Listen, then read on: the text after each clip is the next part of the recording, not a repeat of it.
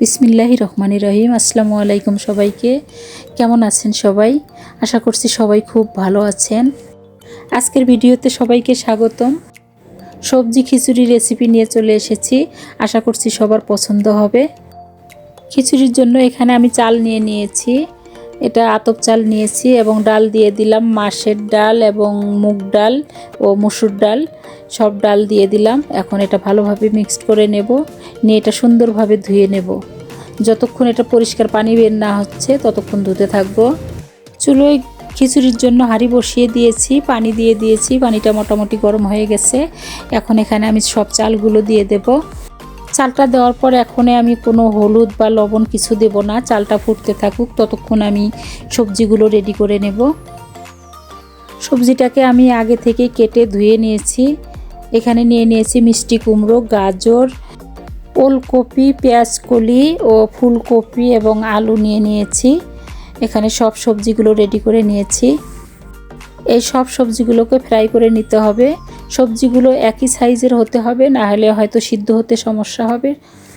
আর এখানে নিয়ে নিয়েছি টমেটো, এখানে আমি দুটো টমেটো নিয়েছি। দুটো টমেটো আমি এখানে ভালোভাবে ধুয়ে কেটে নিয়েছি। আর এক টুকরো আদা ছিলে ধুয়ে নিয়েছি এবং কয়েকটা কাঁচামরিচ ঝালের জন্য নিয়েছি। এসব এখন আমি পেস্ট করে নেব। এবং দেখেন চালটা ফুটতে শুরু করেছে। উপরে যে চালের যে এই যে সাদা সাদা ফেপনাটা দেখতে পাচ্ছেন, এটাকে এখান থেকে উঠিয়ে নেব।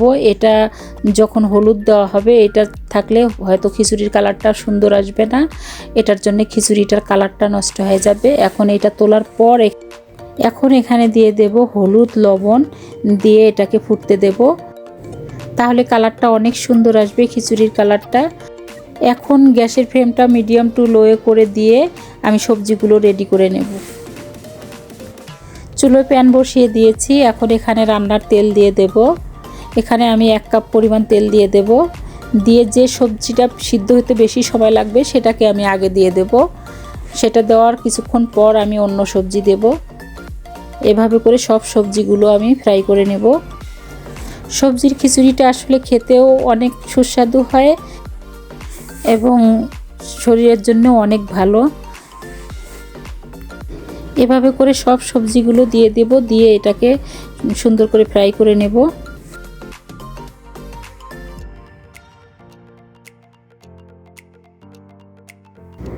সবজিগুলো সব ফ্রাই করা হয়ে গেছে। এখন খিচুড়িটাও দেখেন মোটামুটি সিদ্ধ হয়ে গেছে। এখন সব সবজিগুলো দিয়ে দেব, দিয়ে খিচুড়ি এবং সবজি একসাথে ভালোভাবে কুক করতে থাকবো।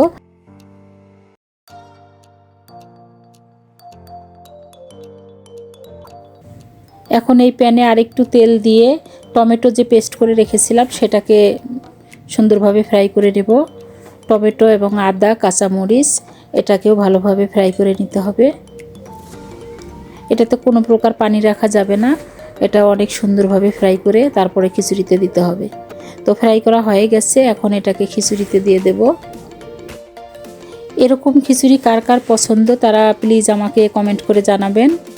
আর যারা আমার চ্যানেলটিকে এখনও সাবস্ক্রাইব করেননি তারা আমার চ্যানেলটিকে সাবস্ক্রাইব করে নেবেন এবং লাইক শেয়ার করতে ভুলবেন না। এটাকে ভালোভাবে এখন মিশিয়ে নেব। নিয়ে সব শেষে এখন আমি আবার প্যান বসিয়ে দিয়েছি। এখানে আমি 4 চামচ ঘি দিয়ে দেব। ঘি দিয়ে এখানে দিয়ে দেব কাঁচা জিরে। যখন দেখবেন জিরে থেকে সুন্দর একটা স্মেল আসছে তখন এখানে দিয়ে দেবেন কয়েকটা শুকনো মরিচ আর 2টো তেজপাতা। এটা থেকে অনেক সুন্দর একটা ঘ্রাণ আসছে।